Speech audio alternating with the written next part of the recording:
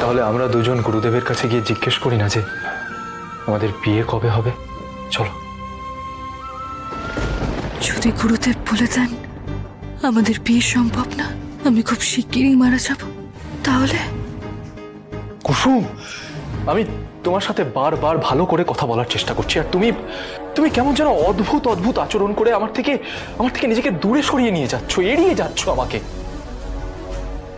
মানে এখন আর তোমার কষ্টের কথা তুমি আমার সাথে ভাগ করে নিতেও চাইছো না। আমি এতটাই পর হয়ে গেলাম, তাই না? আপনি যান ছোট সাহেব, আমার অনেক কাজ আছে।